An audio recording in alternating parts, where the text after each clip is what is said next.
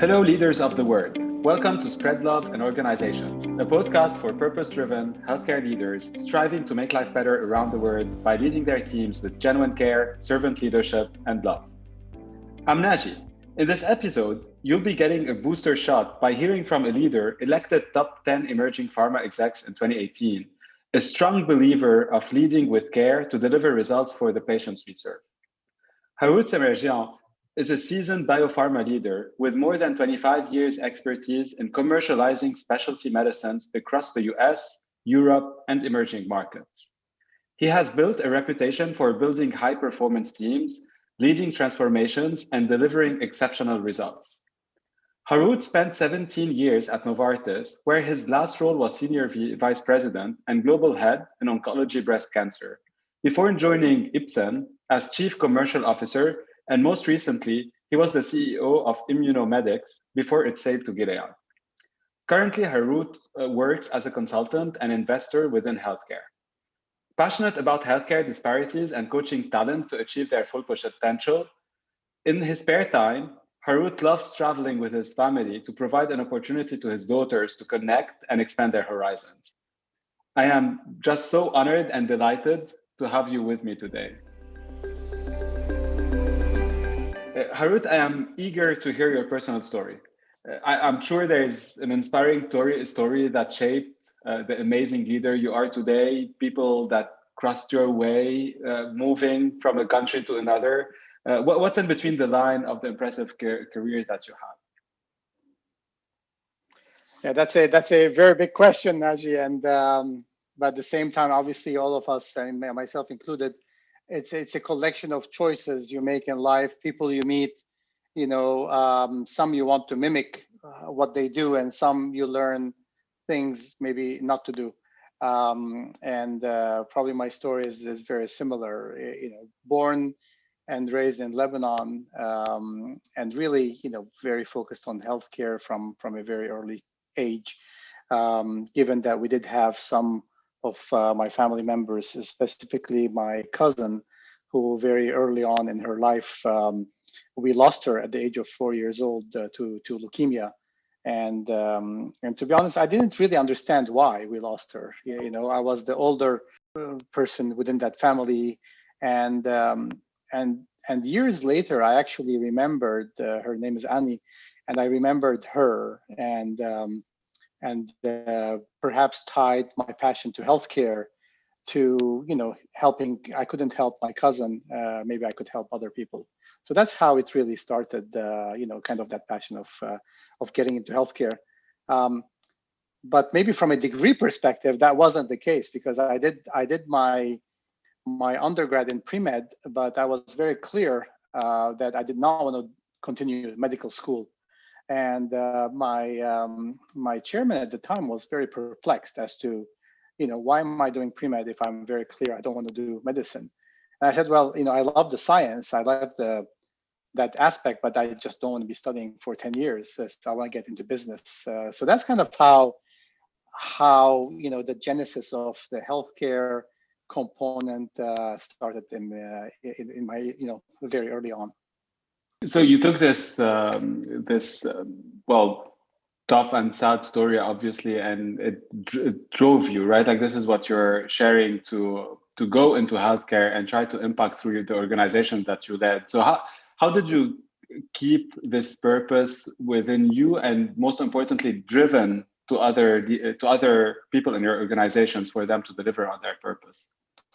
Yeah, it's quite funny. I mean, when you start sharing personal stories as to why are different people within healthcare, what I've found is a vast majority of folks actually have had a personal connection within their families or their friends or loved ones, and there's a fertile ground for that mutual vision of helping patients, and that kind of spans, I found, across different functions. Obviously, a lot of the medics in the teams, that's kind of their calling. They start on that journey, but also a lot of the commercial people and others have had that.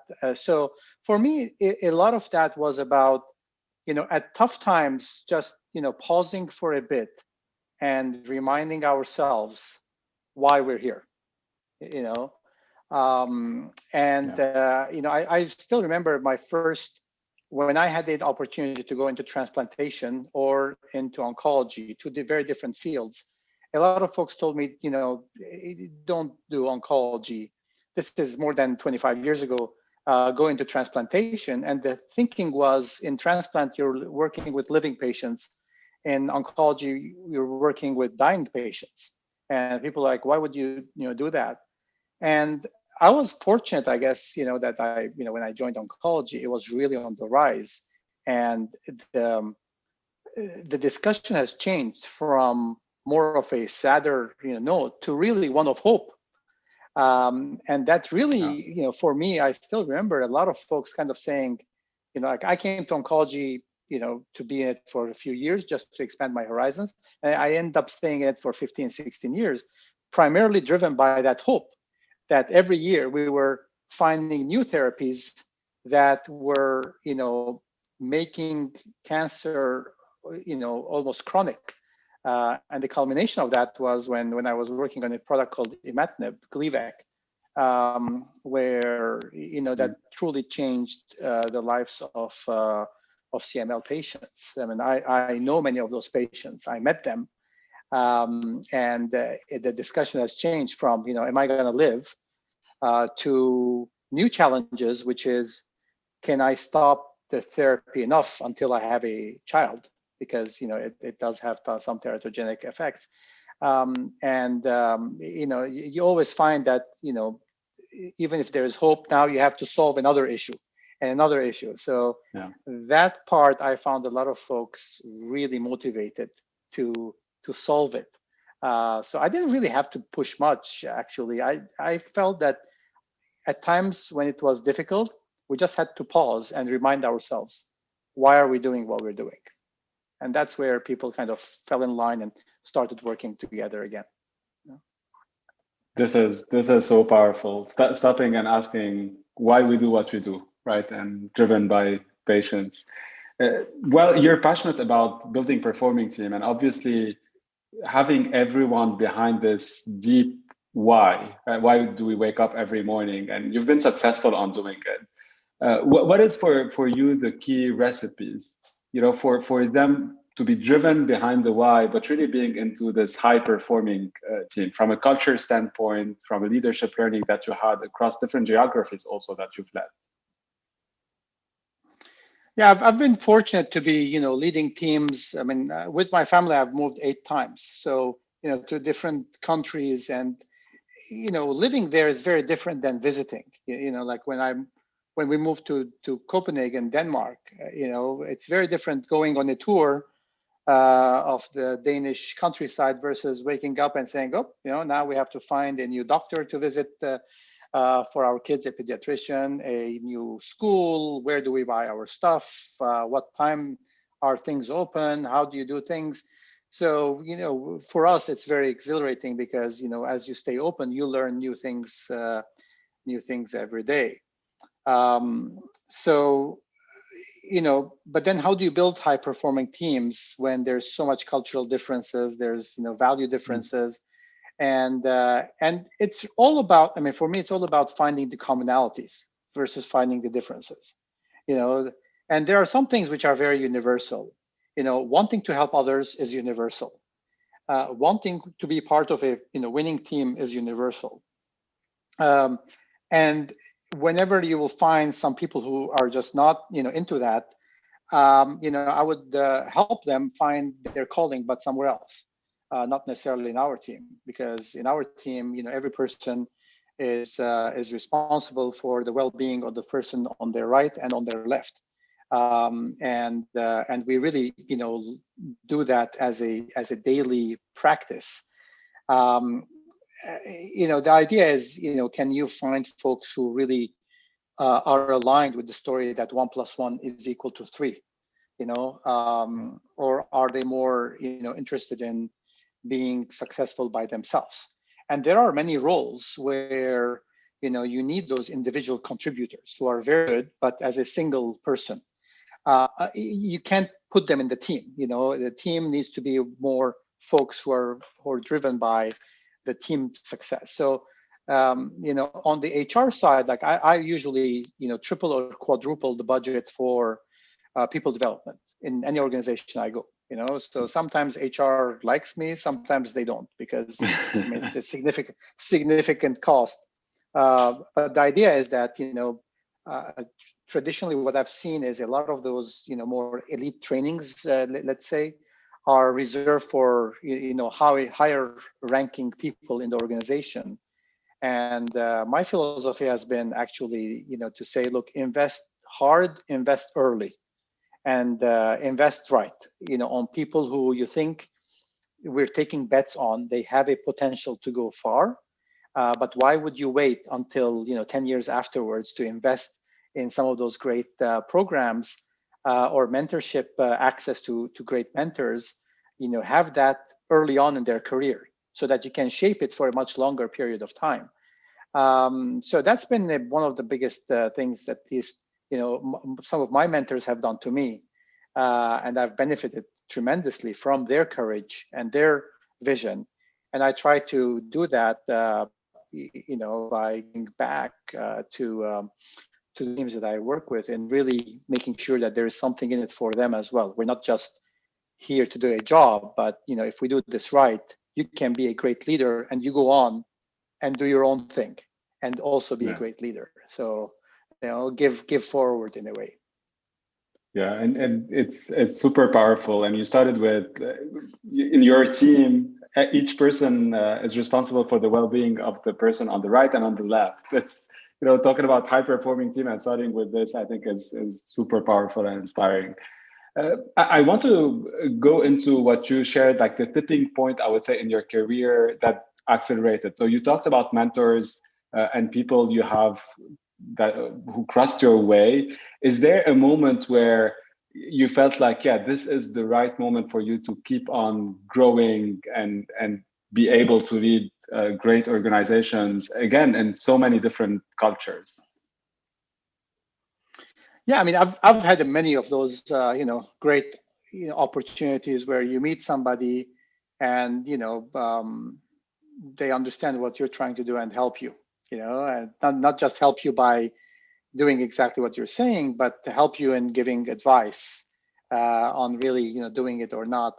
And leading by example. Like I still remember when I first moved from Canada to the US to join the global team, the CEO of the company, was a big name, and I didn't really meet him on, other than once a year in a business review.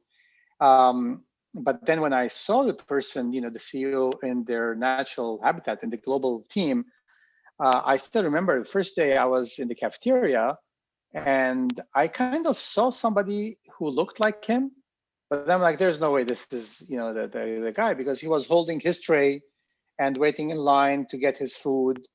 And and then I'm like, no, I mean, this is him. And it kind of dawned on me that the CEO of a multi-billion-dollar company is in the same cafeteria that we're all eating, all the employees waiting in line like everybody else, paying with his badge, and then sitting. It turns out that he does this as a habit, sitting at different tables with different people, versus maybe culturally, some of the folks I've seen early on in my career, and more in the Middle East and other cultures, where the boss is always being pampered and being taken care of, and maybe having lunch in a separate private room, and here's this guy doing this. So it really hit me that that's the kind of leader I want to follow. And also, if I have the opportunity to grow and become one day, that's the kind of leader I want to be. It really struck me. I mean, this is maybe 15 years ago. It really kind of stuck with me that, wow, and he wasn't doing it, I mean, this was him. This is how it was. So until now, that's kind of, I try to mimic that behavior. And when you talked about, building this successful teams and performing teams, I've been at some point challenged by some of the people listening to us. It looks easy but it never really is. So I'd love to double click on Yes. this and get some of the stories, because it definitely is a strong belief and the output is positive. But I'm sure along the way you've been challenged as you were growing in the organizations, but also at a daily job at any level in the organization. Any stories on this one? Yeah, I mean, and you're right. And I mean, whoever is challenging you is right to do that, because everybody talks about building high performance teams, or teamwork, or but these are like a recipes of a cake. Anybody can make can Google it and find a good recipe for a cake. It doesn't mean they're a great baker. There is something that's happening between the lines, to use your words, that is rendering some to actually get it done and some others not. I mean, in my case, obviously a lot of it has been also trial and error in a way. Early on in my career, when I was an individual contributor myself, I was very good in what I do. That's why they put me in my first manager's job as a sales manager. And that's when I realized that it doesn't matter how good I am if I don't get this team to work together. For the first time, I was worried of failure. So I still remember it was really, kind of a daunting moment to say, oh my God, I might not be winning this award or that award, and it moved, from, okay, how can I make that happen? And I still remember, like, when I was in my first rep job in Canada, and by the way, you don't need to be the boss to put a high performance team together. You can be a team member and still impact it positively. Yeah. So in my first role, I was one of 6 reps in a cardiovascular, therapy, at the times where, the big companies had, armies of medical representatives. So I was one of 6 in a pod in the downtown Toronto area, working together with my colleagues. And it was really interesting because we were paid together. I was on the team, outcome. And for me, I wanted to get to Montreal for to join the global team. And my boss was very clear. Usually, it doesn't happen after a year, but if you guys, do very well as a team, then definitely that can be a great thing for you, and we will consider your movement to the Canadian headquarters. So I actually called for a meeting with the team, and then we kind of listened to each person, like, why are they there? And there were 6 reps, and it turns out there were 6 different reasons why they were there. Some people were there because of the money. They had kids to put to school and things of that nature. Some wanted to win awards. They've won awards in other companies, and they wanted to do the same over there. And I put my reason to say, look, I'm doing this because I need the bonus, because I was getting married that year. But at the same time, I want to move to the headquarters, which was not very popular with the reps at the time to move into a headquarter job. Why would you want to do that? So we kind of strategized together as to, that no one's going to take away from somebody else. If we win, it's going to be really a win for all of us. So we kind of strategized, how do we want to do this? And we end up that year winning the District of the Year award out of 50 districts, where we were collectively on stage being recognized, and we each got whatever we wanted. So I was transferred to Montreal to the head office. Somebody else won the Rookie of the Year award. Somebody, so the idea is to really have those discussions up front to really see if there is any grounds for alignment. And I still remember that because I wasn't even the leader of that group, but we were able to, between ourselves, put a high performance team together. So it can be done. Harout, I want us now to jump into a different section where I will give you a word, and I want you to react to it. Sounds good? Okay. How do you want me to react to it? The first thing top of mind. So the first word is leadership. Servitude. Leadership is a privilege. It's not a lot of times it's like, oh, I'm a leader. Like you have the business card, But you're only a leader if your team entrusts you to be their leader. That's how I take it, at least. So the way I look at it is, it's a privilege to be leading people, where it's up to you to really see how can we all collectively win together.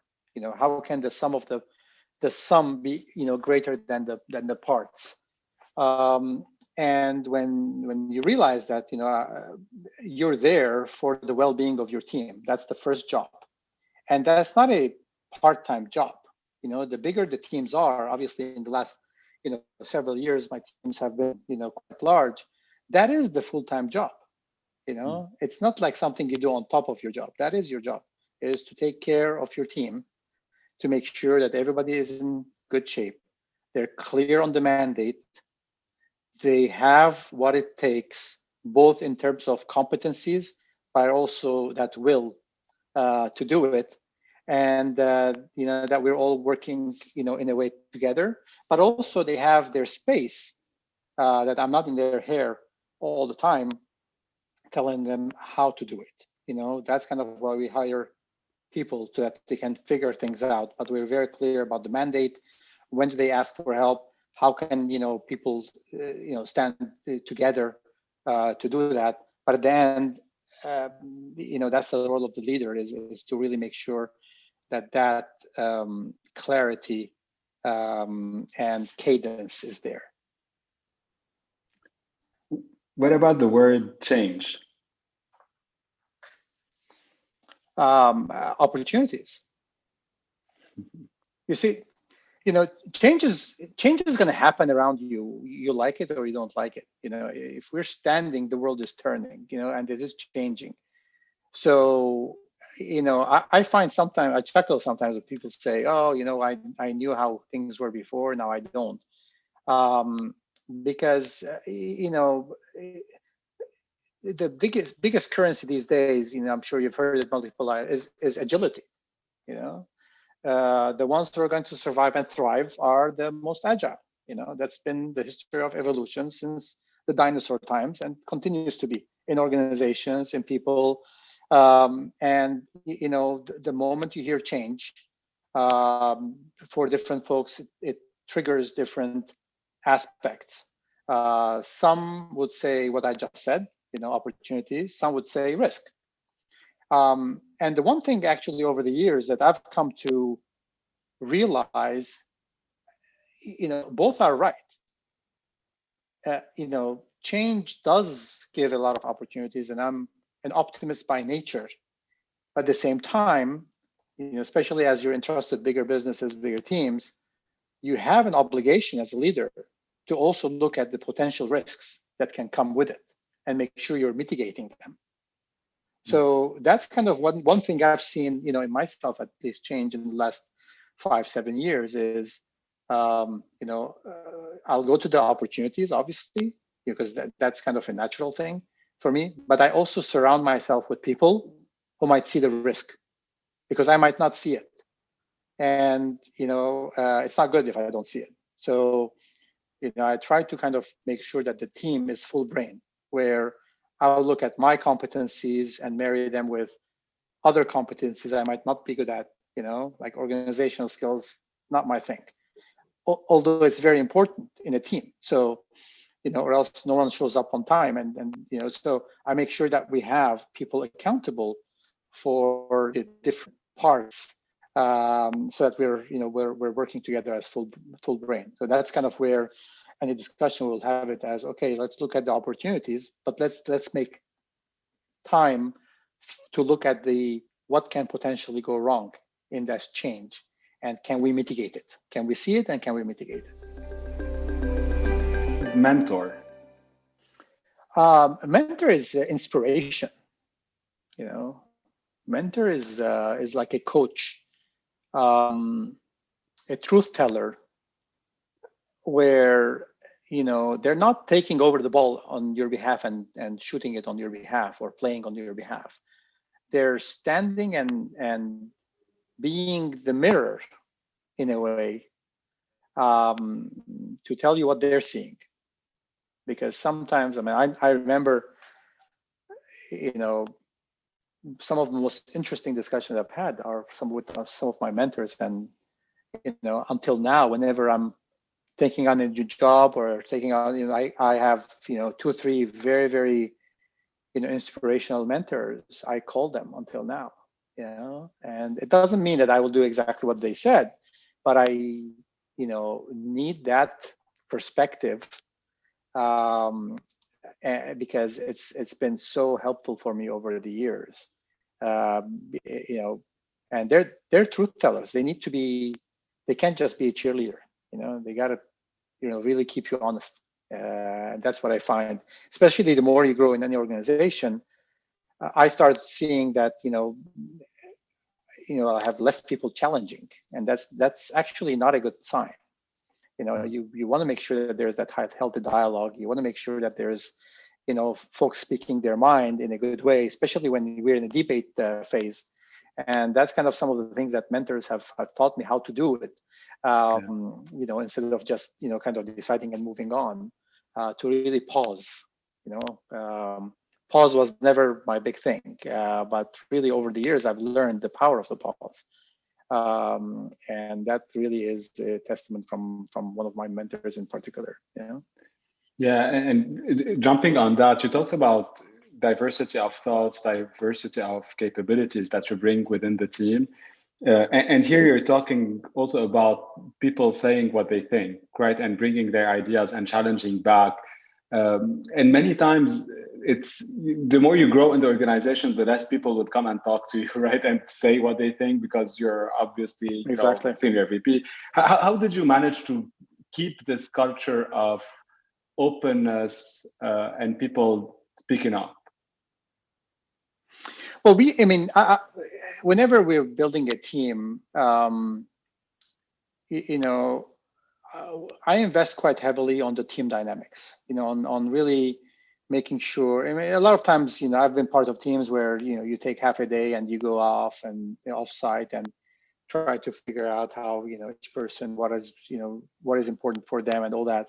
I don't like those, actually. To be I prefer the 5-day version, where we're really having a very deep conversation early on. After some of that honeymoon phase is over, and the team is moving from forming to storming kind of phase.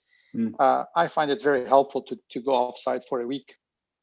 And I've been working with an external coach who's been phenomenal in helping me do that with the teams, where we spend so much time that there is no hiding. You're going to have to talk about everything that is going to hinder us from delivering great results together, and understanding even what does that mean, kind of crafting our own vision together, word by word, and having even the dialogue on what's the understanding when you say win, when you say, help patients, what does that mean?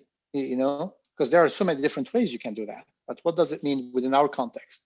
To really spend the time early on to have those conversations, and then have the conversation on what would stop in our way. What do we need? What are our enablers? And what will possibly stop in our way?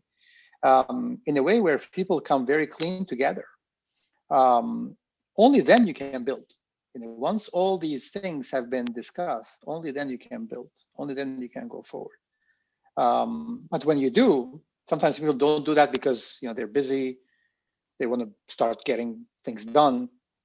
But that's where I found that pause, to be helpful, is to make that time, because once that trust and integrity is established between team members, that's where, to your question, how do the team members, have that urgency to talk and to, express themselves? It comes naturally.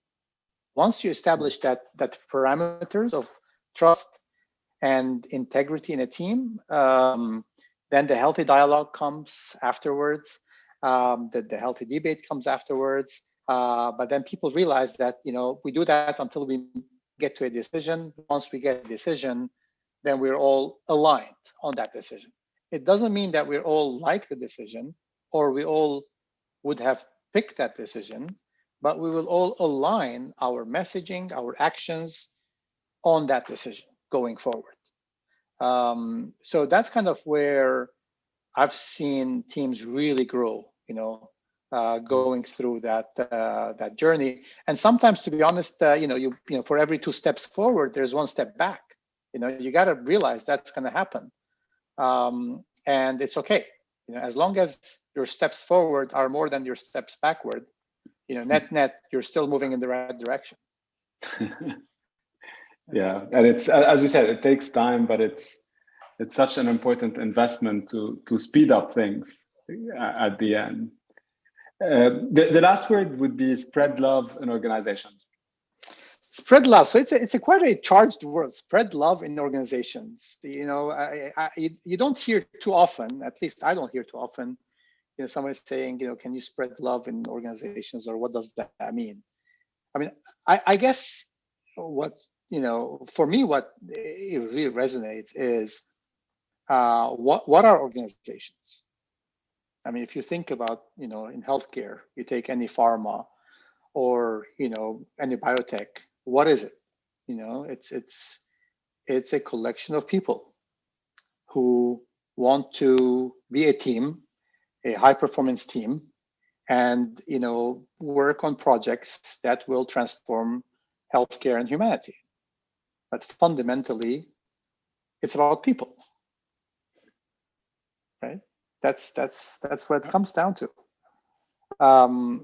And spreading love. I mean, love or caring, let's say, in a professional environment, is a human trait.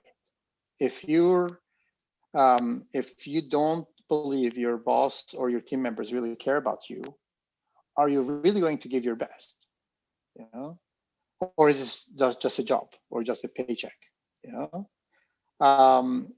And as a leader, if you think that leadership is a privilege, then with that comes love and caring for your team members. It's a natural progression.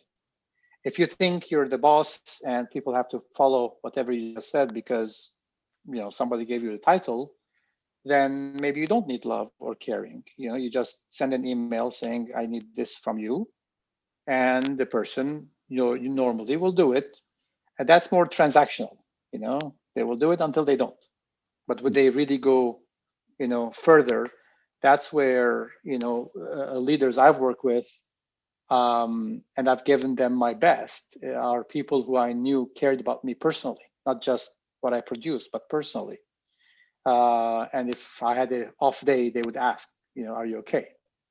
And the same thing I try to mimic, based on the discussion we just had about mentorship, with my team members.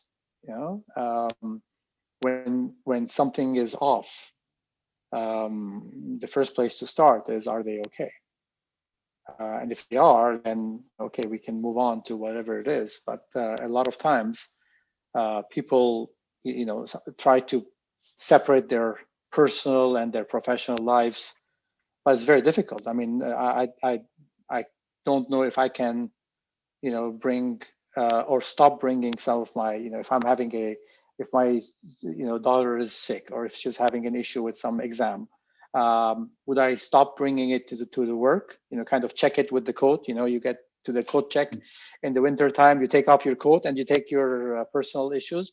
I mean, you try to. We've been taught that's the right thing to do, but I don't know how successful we are, at least consistently, to do that. So we're the same people, and obviously in the COVID time, that has proven to be, work life all in one place. Yeah. So I think it's very important that people know that life is too short not to be working with and for folks who genuinely care about you individually and about collectively as a team. I just love that. My last question for you, Harout, I would love to hear a final word of wisdom for all the leaders around the world in healthcare. Yeah, I mean, look, it's I don't know if it's words of wisdom, but I think in the last 14 months, if it proved anything, is healthcare is one of the most important pillars of modern life. And the need for quality healthcare, in my opinion, is not a privilege, is a right. Everybody deserves to have access to quality healthcare. And, on one side, you see the unbelievable scientific story of how, industries collaborating together in ways we've never seen before can create much more value than ever anticipated before. Look at some of the partnerships happening between, folks who traditionally have been called, competing factions. So you have that positive trend going at the same, at one side. But at the same time, I would urge us all to remember there is another trend that is very much, in front of us, and that's disparities in healthcare. The access to healthcare you have, the access to vaccines you have, the access to testing you have is largely dependent on the zip code that you're born in or you live in around the world, or the zip code equivalent. And that is, if you really stop and think about it, I mean, if you're in the zip codes where you're privileged to have that access, the way I look at it is now it's your job to also make sure that other folks who, for whatever reason, they're not born or not in that zip code, what are you doing to make sure that they also have that access to quality healthcare, just like quality education? Those are two basic fundamental human rights for me. So it's very easy when the pandemic is over to stop thinking about that. And then we remember it at the next, whatever healthcare crisis happens. I would just urge us all to have that as a standing topic in your head, in your agenda, because we can make a difference. We've proven the model over many years, and in the last 14 months, it's been turbocharged. It is possible. It just needs a lot of work. It needs commitment. It needs resilience. And I would just urge all of us to really listen to that voice as well. Well, what a strong opening, not ending, because we all have a place to work and to do. Thank you so much, Harout, for an amazing, genuine discussion. It has been such an honor to have you with me, and I'm sure all of us listening to you are inspired by your story and your exceptional leadership. Thank you, and bon courage. Thank you all for tuning in. Connect with us on SpreadLoveIO.com. Subscribe to your favorite podcast app so you don't miss any of our weekly episodes. And if you're enjoying our podcast, I would like to welcome you to leave an honest review. Let's stay in touch on SpreadLoveIO social media and keep spreading love in your organization.